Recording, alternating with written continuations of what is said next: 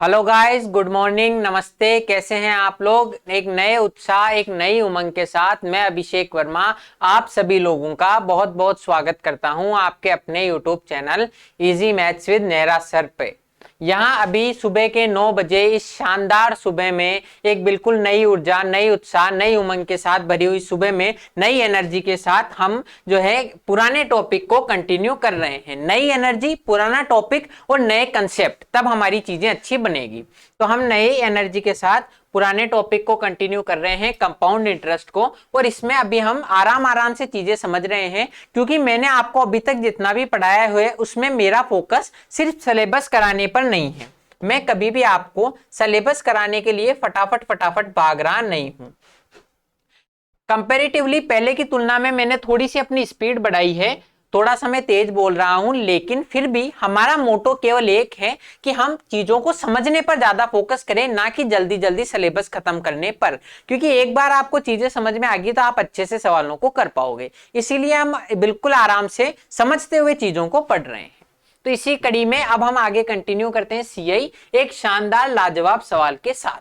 तो आज की क्लास का पहला क्वेश्चन ये रहा आपकी कंप्यूटर स्क्रीन पे। ये जो सवाल है ये है आपके बिल्कुल बैंक पीओ की नौकरी, एसएससी सीजीएल की नौकरी और उसमें मिलने वाली सैलरी और जो भी आपको बेनिफिट मिलेंगे, हाउस रेंट अलाउंस, क्वार्टर्स और भी फैसिलिटीज, उन सब के लिए। तो पहला क्वेश्चन बहुत, देखो क्वेश्चन है बहुत इजी और कीमत बहुत ज्यादा है। तो अगर आप इन क्वेश्चंस को सही से करोगे, इनकी कीमत ले जाओगे तो जिंदगी संवर जाएगी। तो पहला question, a certain bank offers 8% rate of interest for first year. कि एक बैंक है कोई भी, उसका नाम नहीं बताया हुआ ताकि दूसरे बैंक नाराज नहीं हो जाए, कि वो पहले साल तो 8% रेट देता है and 9% for the second year in a certain fixed deposit sum, और दूसरे साल 9% ब्याज देता है। If 17658, if 17,658, 17,658 are received after investment for 2 years in this scheme, कि अगर 17,658 रुपए 2 साल निवेश करने के बाद मिले, मतलब 2 साल पहले मैंने कोई राशि निवेश की थी तो मुझे उसके जो रिजल्टेंट है उसके रिजल्ट के रूप में 17,658 रुपए मिले, then what was the amount invested. तो मैंने कौन सा अमाउंट इन्वेस्ट किया था, मैंने जो राशि इन्वेस्ट की थी, जो अमाउंट इन्वेस्ट किया था, उसकी कीमत क्या है।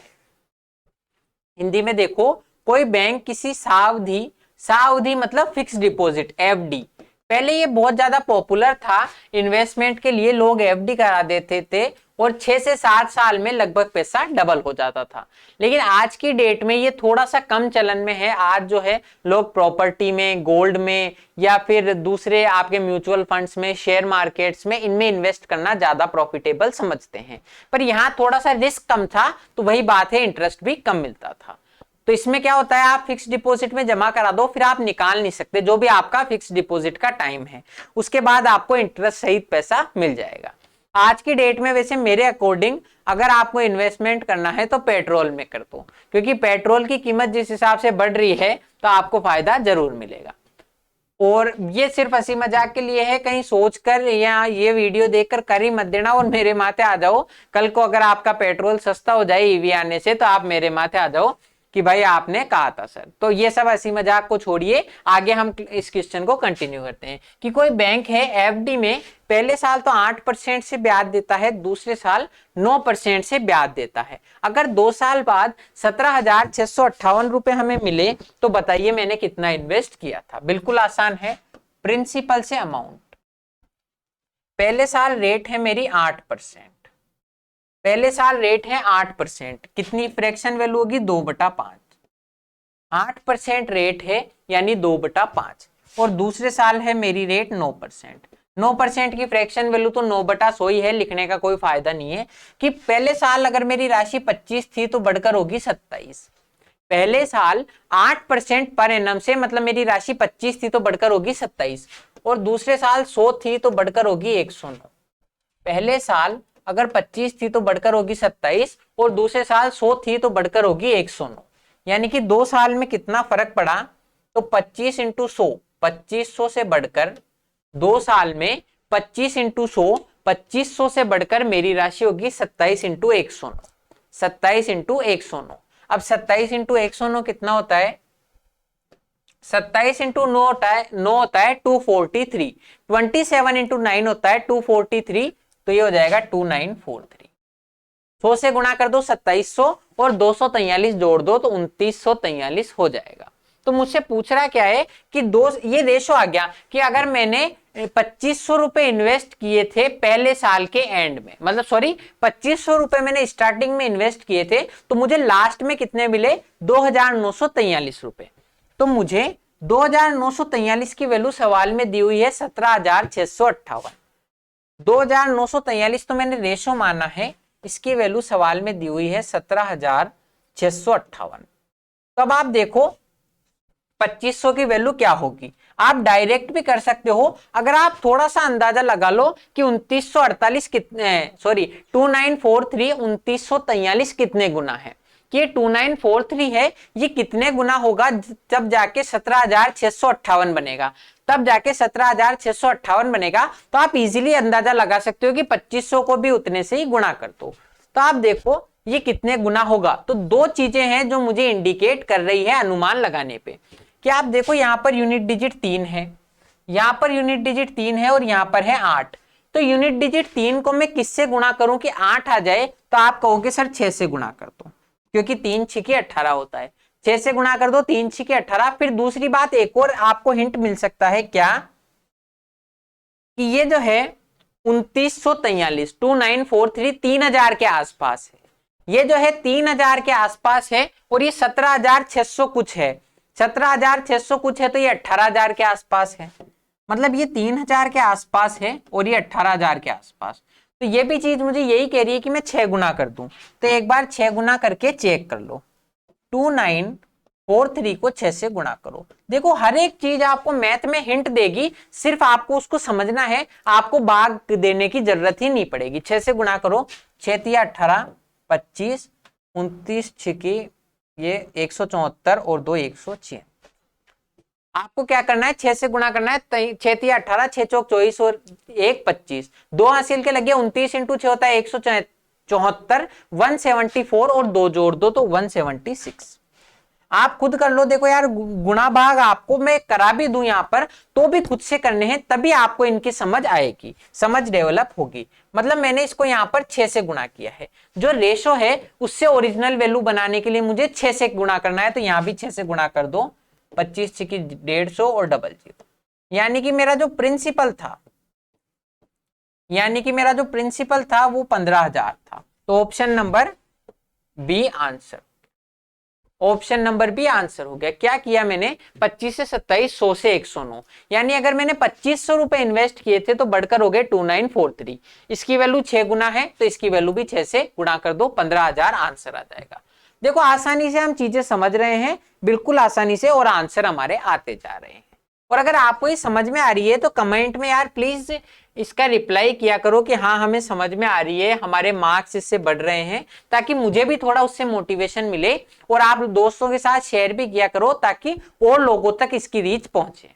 Next question, a person borrow some money at 16% simple rate of interest, कि आपने इसको क्या किया 16% साधारण ब्याज से, 16% साधारण ब्याज से एक व्यक्ति ने उधार लिए, and lends the amount at 16% compound rate of interest which is compounded semi annually. और इसने क्या किया 16% कंपाउंड इंटरेस्ट से ही उधार दे दिया। 16% सीआई से तो लिया, और 16% एसआई से तो लिया सिंपल इंटरेस्ट से उधार, और 16% सीआई से दे दिया। लेकिन इसमें यह भी चीज है कि ये सेमी एनुअली काउंट होता है। सेमी एनुअली यानी सेमी यानी आधा, एनुअल यानी वार्षिक, अर्धवार्षिक रूप से 6 महीने से काउंट होता है। 6 महीने का हमने पढ़ रखा है, कोई टेंशन वाली बात नहीं है। In this way he earns 56, then find the amount. अगर इस कंडीशन में वो टोटल 56 रुपए कमाता है तो ये बताओ उसने कितना उधार दिया था। अगर ऐसी कंडीशन में वो 56 रुपए कमा लेता है तो उसने कितना उधार दिया था वो बताओ। बिल्कुल आसान है कि 16% एसआई से इसने लिया, 16% एसआई से लिया, और 16% सीआई जो कि अर्धवार्षिक रूप से काउंट होता है, अर्धवार्षिक रूप से काउंट होता है, उससे उधार दे दिया, तो कितना फर्क पड़ेगा। आप देखो पहली कंडीशन में मेरी रेट होगी 16% सिंपल इंटरेस्ट। पहली कंडीशन में मेरी रेट होगी 16% सिंपल इंटरेस्ट की। दूसरी कंडीशन में देखो, सेकंड कंडीशन, यहां पर रेट है 16%, लेकिन मैंने आपको बताया था टाइम जो है एनुअली हो जाएगा, सेमी एनुअली 6 मंथ है, तो टाइम 1 ईयर का था। अब यहाँ पर 16% की जगह रेट तो होगी 8%, क्योंकि 6 महीने की बात कर रहे हैं, और ये 1 की जगह हो जाएगा 2। मतलब पहले 1 साल काउंट कर रहे थे, तो अब 2 × 6 महीने करेंगे। अब देखो, जब आपके 2 ही है, मैंने आपको जब ऐसा ही पढ़ाया था शुरू में, तो आपको कंपाउंड इंटरेस्ट का सक्सेसिव रेट का फॉर्मूला बताया था, याद करो, क्योंकि हम हर एक चीज हमारी बेसिक से लेके अभी तक सारी चीजें काम में लेंगे, ताकि आप एक ही चीज के मोहताज नहीं हो जाओ कि 8% है, मैं 25 से 27, 25 से 27 करूं, इसकी जरूरत ही नहीं है। सक्सेसिव रेट का फॉर्मूला बताया था कि A + B + AB/100, लेकिन मैंने ये भी बताया था कि ये 2-3 का ही हो, आपस में 2-3 में ही चीजें चल रही हो तो ही इसको काउंट करें, ज्यादा में हो तो ये आपके फालतू काम करेगा। लेकिन यहाँ 2 साल के लिए ही है, मतलब 2 साल नहीं, 6 महीने के 2 पीरियड ऑफ टाइम के लिए ही है, तो इससे कर देंगे कि अगर ये 8% रेट को 2 बार काउंट करे तो फाइनल रेट क्या आएगी, 8 + 8 + 8 × 8/100, कि A की वैल्यू भी 8 है, B की वैल्यू भी 8 है, कि 8% को अगर मैं 2 बार काउंट करूं तो 8 और 8 16, प्लस वो जो 8% ब्याज लगा उस पर फिर ब्याज लगेगा, तो 8 का 8%, तो 16.64%। 16.64% की पहली कंडीशन में मेरी रेट जो लग रही थी 16% थी, अब की बार 16.64% है, 16.64% है। तो इसमें क्या कह रहा है ये कि अगर पहले साल मुझे पहली कंडीशन में मैंने जो उधार लिया था वो तो मुझसे 16% से ब्याज लेगा और मुझे मिलेगा 16.64% से, तो जो प्रॉफिट होगा मेरा वो ये जो 0.64% एक्स्ट्रा मिला वही तो मेरा प्रॉफिट है। कि इसमें कंडीशन क्या है कि 16% तो मैं अगले को दे दूंगा, तो बचा हुआ 0.64% ही मेरा प्रॉफिट होगा, 0.64%। इसकी वैल्यू सवाल में दी हुई है 56, 0.64% की वैल्यू 56 दी हुई है कि 1 साल बाद इस पूरी कंडीशन से उसको 56 रुपए का ब्याज मिलता है। मुझसे P पूछ रहा है 100% की वैल्यू, कि मुझसे प्रिंसिपल पूछ रहा है, प्रिंसिपल के 0.64% की, प्रिंसिपल पे ही तो ब्याज मिलता है, ये मैं शुरू से कह रहा हूं कि प्रिंसिपल के 0.64% की वैल्यू 56 है, तो प्रिंसिपल यानी 100% की वैल्यू हो जाएगी 56/0.64 × 100, 56/0.64 × 100। ये पॉइंट हटा दो, 00 और लगा दो, पॉइंट हटा दो और 00 और लगा दो, बिल्कुल आसान है, 7/8 हो जाएगा। 7 × 8 = 56 और 8 × 8 = 64, 7/8, 8 से काट दो इसको 125 बार, तो ये हो गया 875। क्या किया मैंने, इसको 56 है 0.64 की वैल्यू, तो 100 की वैल्यू क्या हो जाएगी, 56/64 × 10,000, ये कटेगा 7/8, 8 से काट दो 1250 बार, 10,000 है तो 1250, 1250 को 7 से गुणा कर दो, 8,750 इसका आंसर आ जाएगा। Option number B, bank of Baroda. बिल्कुल आसानी से हमने कर लिया कि यहाँ 16% ब्याज लग रहा था, दूसरी कंडीशन में जब हम 8% से 2 बार देंगे तो 16.64 0.64 नहीं बोलते, कई बार मिस स्प्लेट हो जाता है, लेकिन 16.64 होता है, तो 0.64 की वैल्यू 56 है, तो प्रिंसिपल 100% की वैल्यू हो जाएगी 8,750 रुपए। यह आपका आंसर 8,750 आपका आंसर हो गया। अब बढ़ते हैं नेक्स्ट क्वेश्चन पे। ये हमारा नेक्स्ट क्वेश्चन है, A man borrows money at 3% per annum interest payable yearly। किसने क्या किया, 3% पर एनम इंटरेस्ट जो कि वार्षिक रूप से देना था, वार्षिक रूप से देना था, उस पर उधार ली राशि, ठीक है, and lends it immediately at 5% per annum, 5% compounded half yearly।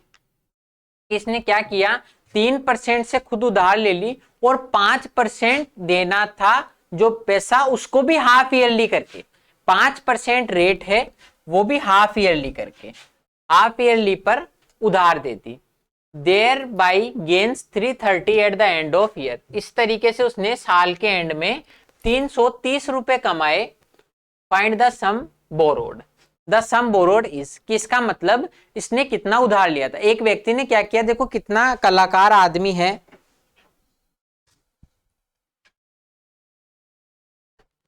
इस व्यक्ति ने क्या किया, इस आदमी ने क्या किया, देखो खुद का दिमाग लगाकर कि 3% पर एनम से राशि उधार ले ली और उसको उधार लेते ही 5% से उधार पे दे दी किसी को। मतलब खुद के पास पैसा था ही नहीं, दूसरे से कम पे उधार लिया और ज्यादा पर इसको दे दिया। ये बिजनेस कर रहा है और वो भी 6 माही देना है, 6 मंथ के हिसाब से देना है, हाफ ईयरली देना है।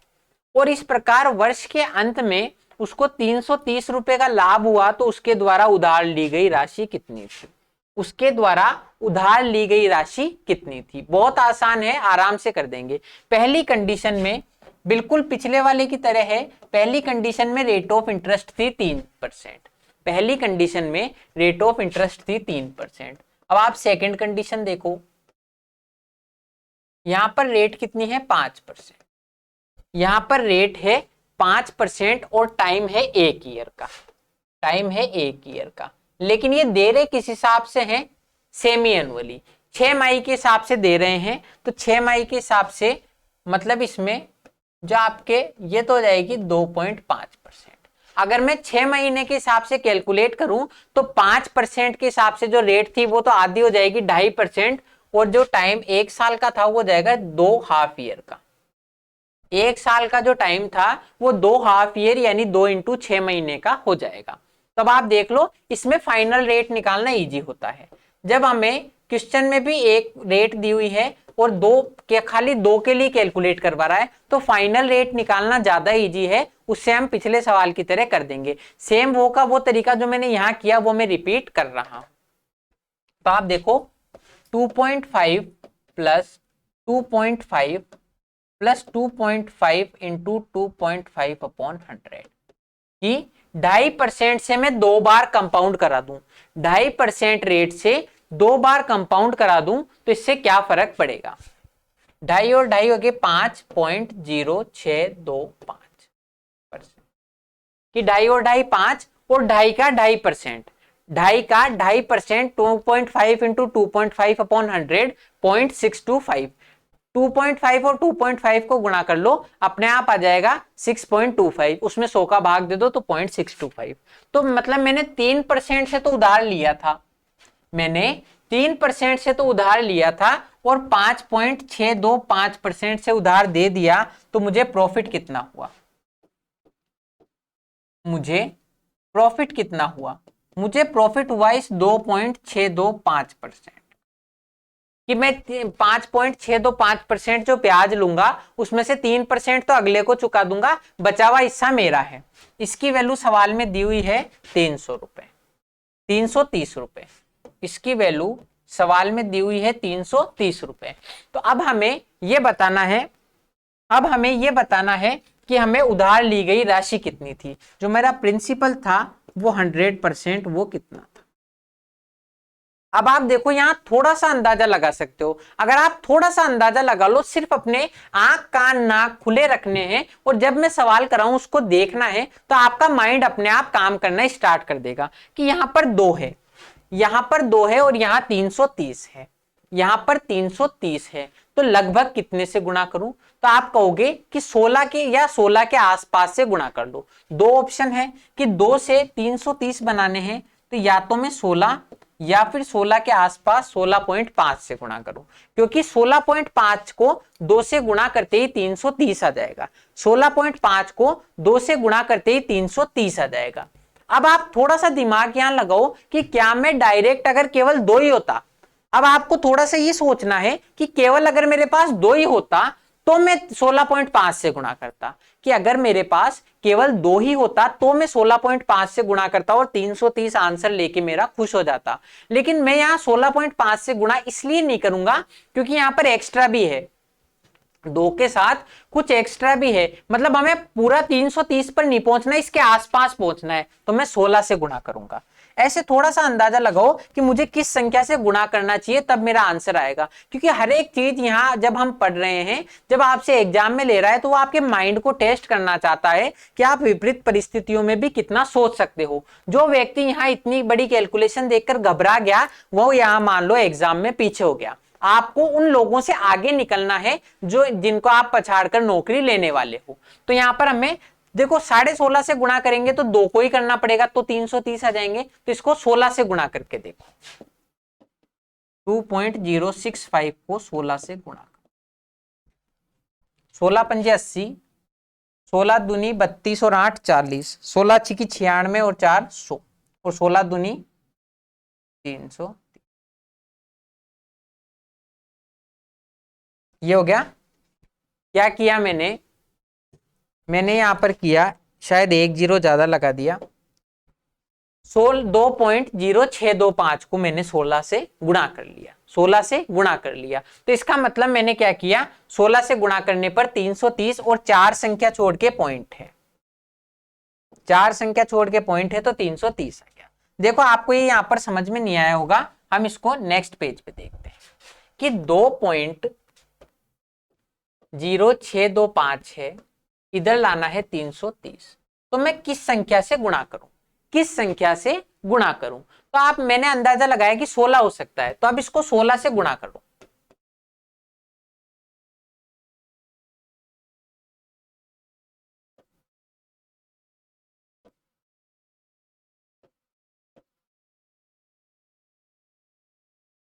कि 2.0625 को मैं किस संख्या से 16 से गुणा करने पर क्या आएगा।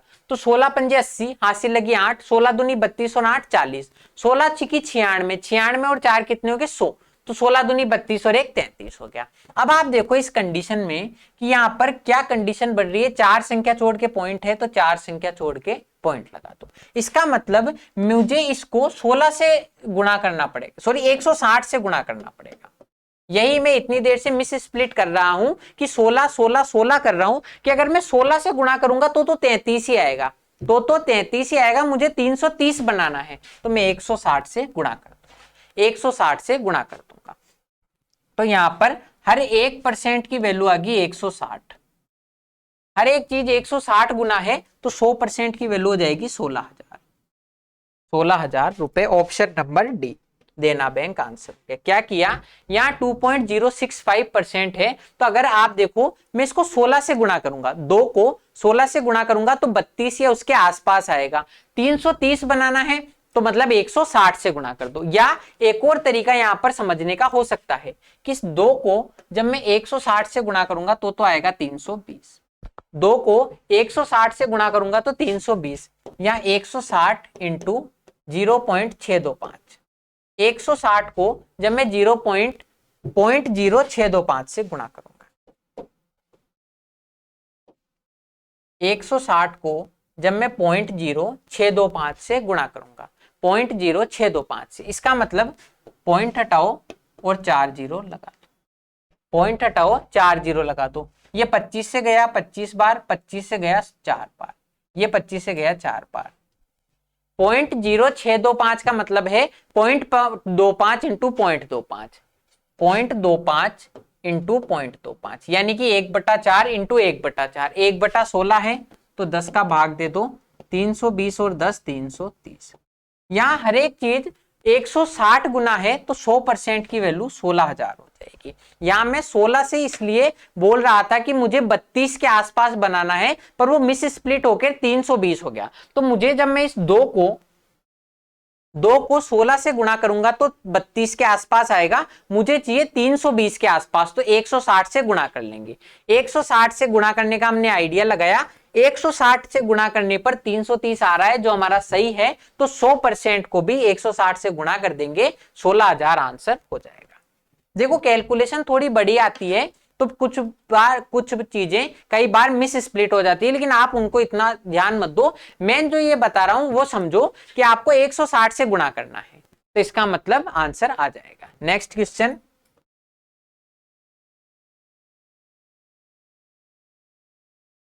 The compound interest on a certain sum at 10% per annum for 2 and 1/3 year is 1201.60 कि एक राशि है उस पर 2/1/3 साल के लिए 2/1/3 साल के लिए 10% पर एनम से जो कंपाउंड इंटरेस्ट है, चक्रवृद्धि ब्याज है, वो 1201.60 है।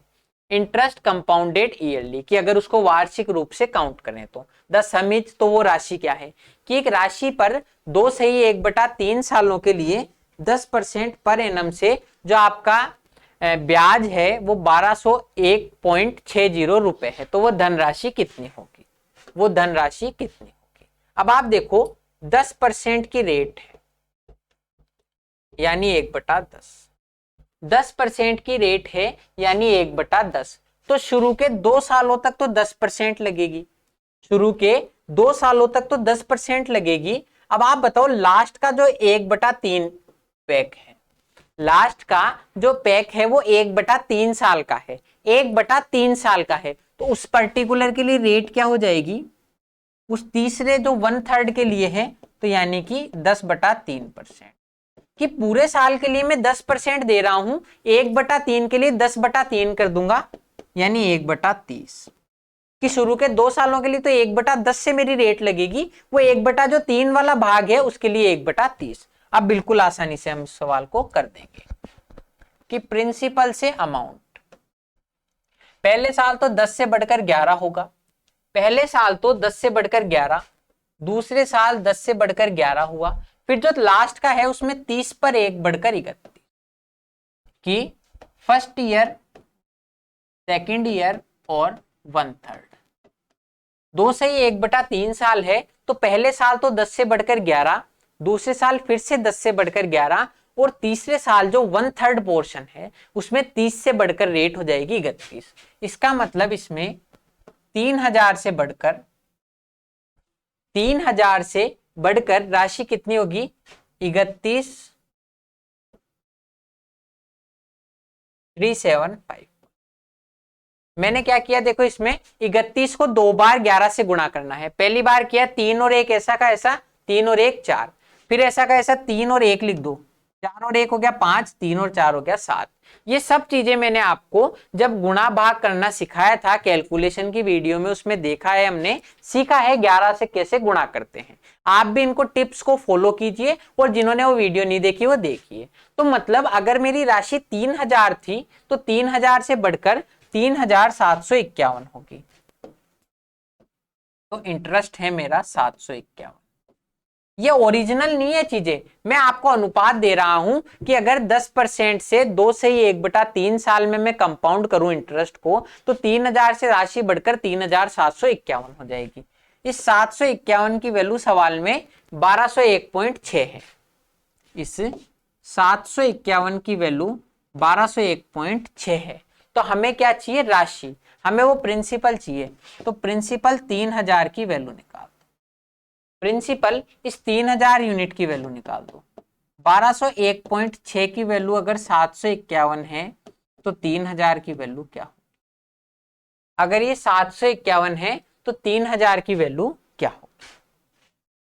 देखो इसको पॉइंट हटाएंगे 0 लग जाएगा, पॉइंट हटाएंगे 0 लग जाएगा, 0 से कट गया 0, 0 से कट गया 0। अब आप यहां देखो ना तो इसमें लगभग लिखा हुआ है, ना तो लगभग लिखा हुआ है और मान भी इंटीजर है, ना तो लगभग लिखा हुआ है और मान भी इंटीजर है। इंटीजर भी कैसे, लास्ट में डबल जीरो वाले, इंटीजर भी लास्ट में डबल जीरो वाले हैं। इसका मतलब ये 751 से 12016 को कटना होगा पूरा पूरा, 751 का पूरा पूरा भाग जाएगा 12016 में, तभी हमारे पास ऐसी वैल्यू आ सकती है।